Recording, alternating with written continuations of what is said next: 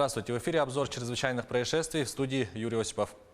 В Якутске осудили мужчину, который незаконно оформил и продал земельный участок. Об этом сообщает прокуратура Якутии. 35-летнего местного жителя обвиняют в мошенничестве в крупном размере. В 2016 году он нашел пустующий земельный участок и весной следующего года решил незаконно зарегистрировать его для продажи. Для этого он предложил своему родственнику временно зарегистрировать на него земельный участок и, получив согласие, изготовил на его имя фиктивный правоустанавливающий документ. Ничего не подозревающий родственник зарегистрировал право собственности на этот участок земли, который в последующем был продан за 500 000 рублей. По уголовному делу потерпевшей стороной признана окружная администрация Якутска, которой причинен вред на сумму около 900 000 рублей. При изучении личности подсудимого установлено, что он имеет на иждивении 3 несовершеннолетних детей и возместил причиненный окружной администрации ущерб в полном объеме. Его осудили на 3 года условно с испытательным сроком на 2 года. В Алданском районе суд рассмотрит дело о причинении женщиной бывшему супругу тяжкого вреда здоровью. Как сообщает региональная прокуратура, в день рождения обвиняемой ее приехал поздравить бывший супруг. И в ходе празднования между ними на почве ревности мужчины возникла ссора. В результате женщина дважды ударила его ножом в грудь. После этого она оказала мужчине первую помощь и вызвала скорую. В Якутске раскрыли дело о покушении на сбыт наркотиков в особо крупном размере. Уголовное дело было возбуждено в отношении 38-летнего члена организованной группы. Установлено, что в начале марта этого года в Якутск с целью распространения синтетического наркотика прибыл 38-летний мужчина. Перед этим он, находясь в другом регионе страны, посредством социального мессенджера вступил в переписку с участником организованной группы и согласился выехать в Якутию для торговли синтетическими наркотиками в качестве закладчика.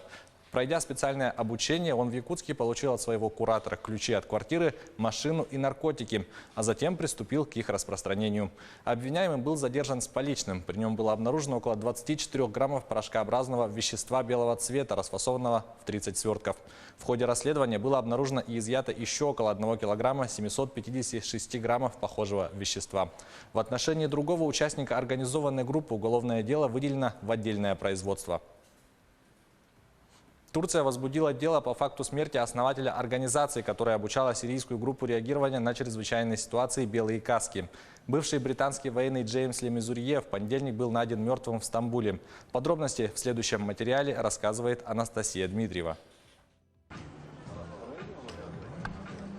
Власти Турции расследуют гибель Джеймса Лемезурье, основателя некоммерческой организации Mayday Rescue, занимавшейся финансированием, снабжением и тренировками сирийских белых касок.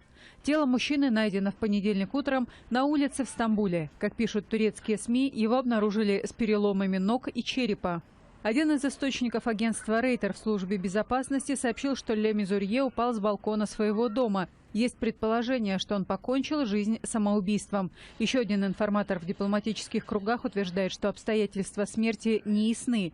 По информации собеседника агентства в спецслужбах, жена Лемезурье рассказала полиции, что она и ее муж приняли снотворное около 4 часов утра и пошли спать.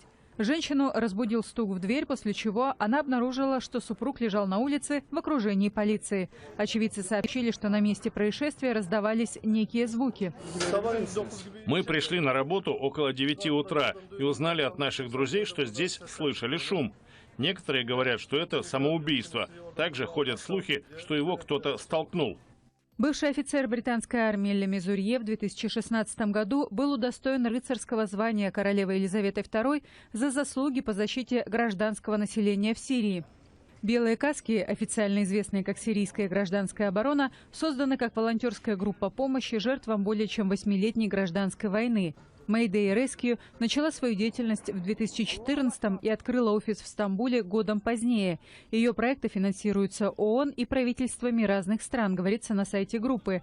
Члены организации настаивают, что они политически нейтральны. Президент Сирии Башар Асад и его сторонники считают волонтеров инструментами западной пропаганды и повстанцев под руководством исламистов. В пятницу официальный представитель МИД России Мария Захарова назвала «Белые каски» противниками контртеррористической борьбы в Сирии, а также авторами и исполнителями целой серии фейков. Это была рубрика «Чрезвычайные происшествия». Берегите себя и до встречи в эфире.